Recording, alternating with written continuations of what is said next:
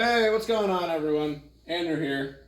And I'm going to be doing a quick video today on the board explaining why we always talk about calories and protein and how they fit into the context of this program and fitness in general. Okay? Now, I personally am a pretty visual learner, so the board examples, they really help me to understand why I'm doing what I'm doing. And so I really hope a video like this is going to help explain to you guys why it's important to count your calories and your protein, and that it's not a punishment to do those things, but rather that is how you progress yourself forward in a fitness setting. When it comes to the workout stuff, you will build strength and you will build fitness, general fitness, by just showing up and doing the weekly workouts. That's how the program's designed. You know, we make sure we track everything in the spreadsheets so that over a period of time, you are moving in the right direction when it comes to the strength side of things. But when it comes to fitness in general, fitness isn't just about how strong you are. It's also about how much body fat you carry on top of your muscles and on top of all that strength, so you can actually be able to, one, see the transformation, but two, you got to think about your extra body fat almost kind of like a weight vest, where if you get rid of it and you also are building your strength at the same time, you're going to feel much, much stronger in your own skin than if you just get stronger but you don't lose any extra weight. Because somebody that loses 50 pounds, that's like shedding off a 50-pound weight vest that they no longer have to carry around anymore all the time. You know, going on hikes and just walking around the grocery store or going up and down stairs, things like that get a lot easier when you weigh less, because you don't have all that extra dead weight, so to speak, that you're carrying around. And when it comes to getting rid of that extra weight, I know that for a lot of people it's a pretty emotional thing, but it's not an emotional process, okay? It's a very logical and replicable process. Like, you can repeat it. And so if you've seen somebody else do it, you can also do it, because the process follows our physiology as humans, okay? The same way I have 2 kidneys and 1 liver and 1 heart, you do too. And everyone watching this does, unless you surgically got it removed or something like that. But generally, we all have the same anatomy and physiology, and the laws of physics apply to all of us the same way. And the laws of thermodynamics specifically apply to us the same way. And you got to understand that your body is a closed energy system, and that it's not a situation where energy can just get created out of nothing, okay? If your body's using energy, then it has to come from somewhere. And if you don't eat food, the place that energy comes from is your body fat, okay? Now, I know there's a lot, like I said, there's a lot of emotions that get brought up when we start talking about losing fat and losing weight, and I've tried this and I've tried that and I've tried everything and nothing works for me, and it does work for you. I promise you that it does. But you got to understand that, one, it's a numerical equation, it's a math equation, and two, you also have to understand that it's a very, very slow process, okay? It's kind of like getting out of financial debt. And you're not going to get out of thousands and thousands and thousands of dollars worth of financial debt in just 1 month by watching how much money you spend, okay? The same way you're not going to get out of 50 pounds worth of fat that you need to lose by spending 1, 2, or 3 weeks watching what you're eating, okay?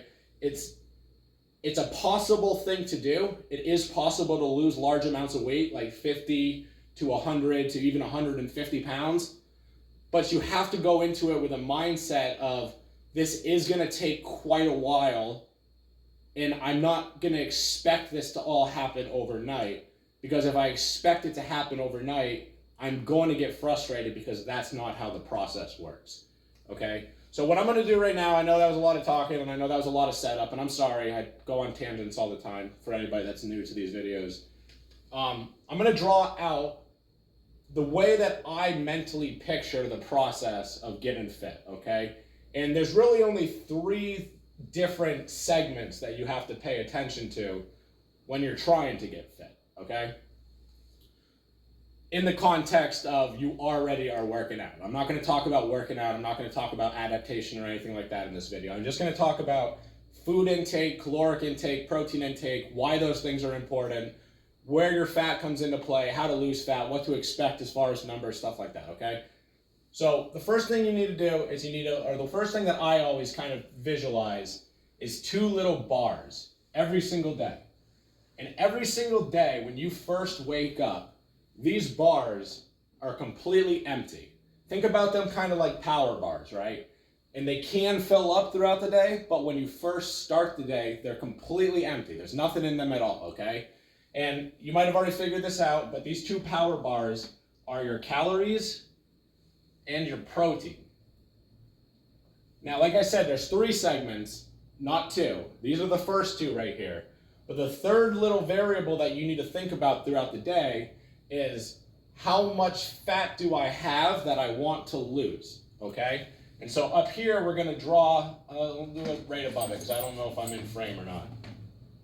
Right up here, we're gonna draw a circle, and what this circle is gonna indicate is your fat, or how much fat you have on your body that your body needs to get rid of in order to be able to see your muscular system and not feel like you're carrying around the extra weight vest all the time, right?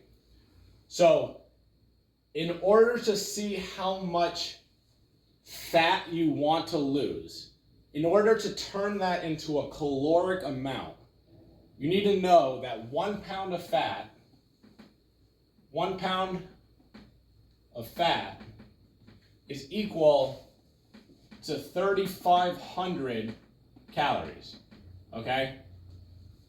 And so what this means is that if you have hypothetically 100 pounds of fat that you want to lose, it means that you need to burn off, you add 2 zeros there and move the comma, 350,000 calories extra worth of energy that your body has stored over,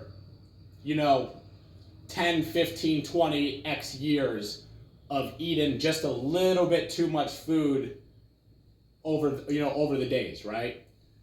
So it sounds like a lot. Let's assume that that's how much you have to lose, 100 pounds, right? Most people in the program, that's pretty much the upper threshold of the amount that anybody would want to lose. Maybe we have a couple people that want to lose a little bit more, but most people 100 pounds you'd be pretty set with. And some of you guys probably don't even want to lose that much, right? So for this example, we'll say that you have 100 pounds worth of fat that you're trying to get rid of, which means that you have 350,000 calories that you need to not eat over the period of X amount of time. And X amount of time is the length of time that you would like to lose the weight, okay? And this is where it doesn't really matter what you want per se, because as you're gonna see, you can only lose weight so fast because your body only needs so many calories per day. So no matter how bad you want to get rid of 100 pounds of fat, in a couple days, it's impossible, right? So I'm just going to let you sink that in for a second. You're trying to lose 100 pounds of fat. That equals 350,000 calories. You start each day with 2 completely empty bars. One of them is calories, one of them is protein.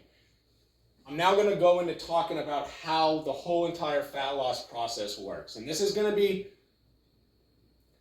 kind of depressing for some of you guys. I'm going to be honest. It's going to make you realize that there is a really long road ahead of you. But I hope you also realize by watching this that the road is possible, right? Like, this shows you that it is possible to do it. And yes, it may take a couple years, or it may take a couple months, or it may take longer than you thought it was going to take in the beginning. But you'll realize that, wait a second, I don't have to starve myself to make this happen. I just have to find habits that allow me to do what I'm about to show you here, okay? So basically, as you start going through the day, you're going to start eating food. And as you start eating food, you are going to start filling up both your calorie bar and your protein bar. So let's say, for instance, you have breakfast, and that is 500 calories. I don't know what it is. Let's just say it's 500 calories though, right? And it's also 20 grams of protein or something like that. And you've already decided for the day that your goal is 2,000 calories and 100 grams of protein. So in that one meal, you have now filled up about a fifth of your protein bar, and you've also filled up about a quarter of your calorie bar. And the reason this is so important, it doesn't matter so much in the beginning here, but towards the end of the day, when you get a lot closer and you've eaten more food throughout the day, and you get a lot closer to that 2,000 number, the difference between the number that you finish the day at and that number that your body needs, the number that you're aiming for, is the amount of fat that you're going to lose out of your storage right here. Okay? So let's say you need 2,000 and you eat 1,500. That means that that extra 500 calories is going to need to come from somewhere. And your body isn't going to just make it up out of thin air. No, it's going to take it from your body fat. And so your body is going to take 500 out of this 350,000, and it's going to send it down to your body to use as energy to keep you alive for that day, okay? And now you're going to have a net total of maybe 349,500 calories left to burn. So in that one day, you have burnt a very, very small amount of fat. Once you have brought this number down by 3,500, you will have burnt 1 pound of fat. Now, I don't want you to get that confused with 1 pound off the scale either, okay? Because the scale is a little trickier. The scale accounts for things like muscle gain. It accounts for things like water retention. If you've had a high sodium meal or a high carbohydrate meal, you could be holding on to water. And so you won't see a direct correlation with these numbers directly to the scale on a week-to-week basis. But what you will notice if you track it over time is that you will see these numbers get pretty damn close to what your expected weight loss should be at that period of time, okay? And what I mean by that is if you eat 500 calories less than you're supposed to for 100 days, right? That means that you just ate 50,000 calories less than your body needed to, which means you should expect about 15 or so pounds of fat loss in that 100 days. And you'll notice that after about 100 days or 3 months, you have lost about 10 or 15 pounds. It's not going to be linear where every single week you lose an equal amount towards the 15, but the total will be close to what the math says when you first run the calculations, okay? A bigger problem is if you don't pay attention to the numbers and you actually eat all the way up to what your body needs, and then you go out and you eat a little bit more. And when I say eat, I also mean drink, guys. I'm talking about every type of calorie possible. So alcohol, juice, drink, soda, milk, tea, coffee, anything that has calories in it falls into the eat, when I say eat category. If you eat 500 calories more than your body needs per day, it's the inverse process. Where now instead of going down, you might see something like a 350-500. Where now in the future, you're going to have to go out and burn those extra 500 calories that your body just put up. And as you get bigger, your metabolism kind of increases as well. So eventually you'll plateau out on weight gain. You won't just keep on gaining forever. Eventually your body will hormonally plateau itself out. I'm not going to go into that in this video, but I am going to switch gears now and talk about the protein side of things and why that's so important and why honestly that's more important than this whole lesson I just gave you guys on calories. Now, the calorie lesson is super important. If you're trying to lose weight, if you're trying to make the scale go down, that's what you want to focus on. This is what you want to focus on. You want to get some type of tracker on your phone or even a pen and paper or something like that. And every single time something goes into your mouth that has calories in it, you want to look it up and you want to write it down. And you want to subtotal it up. And then whenever you see you're getting close to your number, this is where the discipline comes in to say, no, I care more. I know I really want to go eat XYZ or to drink XYZ, but I'm already at my calories for the day. And so I know that if I go have that thing, I'm not going to lose weight for today. And I would rather lose weight than go get that thing. That's where the whole discipline, willpower aspect comes into the program, okay? The protein's important because when you're working out, you're breaking down your muscles, okay? And your body will not synthesize new muscle tissue unless it has protein to do it. Your body needs a certain amount of protein per day anyway, just for routine breakdown, okay? Your organs are always working, they're always breaking down, your muscles, same thing. Your skin, your hair, everything about your body, for the most part, if you kind of think about it, is falling apart. And your body is constantly trying to rebuild all of that dead tissue and that turned over tissue back, okay? And so your body, for the most part, it's not a lot of protein, but it's going to need about 30 to 50 grams per day just to maintain a certain level of muscle in the first place. And that's a level of muscle that is for a person that doesn't actively work out, somebody that's not on the program, okay? So let's just say you need to get at least 30 grams per day at the absolute minimum. If you eat less than that, you're actually going to start losing muscle. Above that, you now also need protein to, like I said, repair from the damage that's accrued during the workouts, during the weekly the strength training sessions, okay? It's not a large amount, but you do need a little bit more over the baseline. Let's call it about 20 to 30 grams. So you need to get to about 60 grams just to stay the same strength level that you currently already are while doing the strength training sessions, just for your body to be able to get itself back to where it was at before you beat it up during your workout, okay?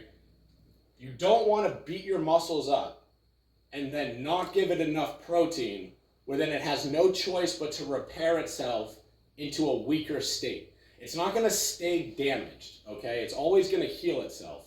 And so if it doesn't have enough active protein floating around, it's going to take its already current source of protein, which is it's your muscle supply, and it's going to repurpose it, so to speak. It's going to reform your muscle into a structure that's no longer damaged, but it doesn't necessarily produce the same amount of force either, which means you're not as strong as you were. The muscle's not hurt anymore because it's now healed from the workout, but it's not as strong as it was because there wasn't enough protein to build it up to a stronger state. There wasn't even enough protein to get it back to its old state that it currently was at, okay? So it's really important that you guys eat the minimum threshold of protein, which I would say is about 50 or 60 grams per day, at minimum. All the protein that you guys eat on top of that is going to go towards new muscle. The more you eat, the easier it is for your body to synthesize that new muscle to a certain extent, okay? You can't just shovel down 1,000 grams of protein and expect to put on 2 pounds of muscle. Like, that's not how it works. Your body's only going to be able to use so much per day, or else something called gluconeogenesis kicks in, and your body turns the extra protein into sugar, okay? That's not something you should worry about unless you get into like the 300 grams of protein, 250 gram of protein range.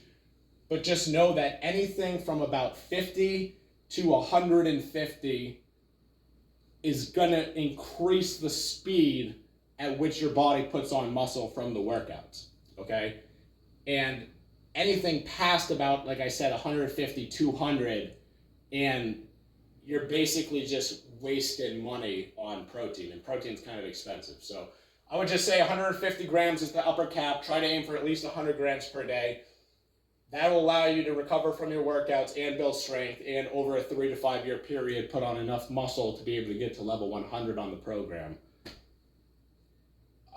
I know that was a lot. That's probably one of the longer videos I've probably ever made. I'm going to wrap it up right there.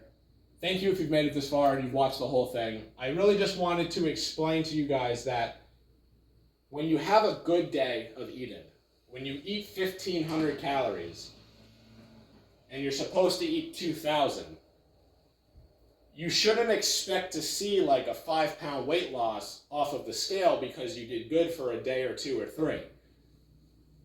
That only equates to like a fraction of a pound. But that shouldn't demotivate you either, because you got to understand that those fractions of a pound do really add up. And the goal isn't to bring your calories all the way down to basically nothing by eating nothing but protein shakes and salads and stuff. That's how you're miserable, and that's how you only do that for a little bit of time, and then next thing you know, you're up here again, rebounding back when you finally taste all the good food again. Your goal should be to bring your calories just barely below what your body needs, so that way you don't get too hungry, you still can enjoy the foods that you like in moderate portions, but you're also still able to slowly chip away at your fat storage number. So that way 100 days down the road, you have lost, like 10 pounds. And 365 days down the road, you've lost like 30 pounds. So, again, I'm just going to wrap the video up there. I hope you guys learned something out of this. The big thing to remember is that it's a numbers game, okay? You got to watch your numbers. You're not supposed to be perfect at it. Try to track things to the best of your ability. If you forget something, it's better to over-guess than to under-guess. So if you think it was 200 calories, put it in at 250, okay? Maybe it was actually 220. And like I said, it's better to be a little over than a little under. And then just be patient. Expect to lose about one-ish, half a pound, 1 pound, maybe 2 if you do really, really good per week. That equates out to about 50 pounds in a year, 30, 40, 50 pounds in a year.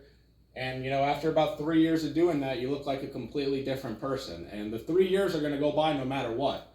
So it's really important that you remind yourself that whether you're moving in the right direction or you're not, that time period is still going to go by.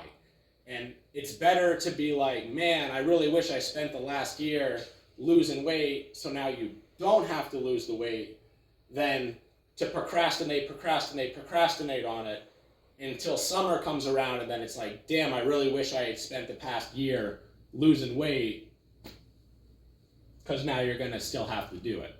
So, all right, I'm going to peace out now. I hope you guys learned something again, and I'll see everyone at their next session.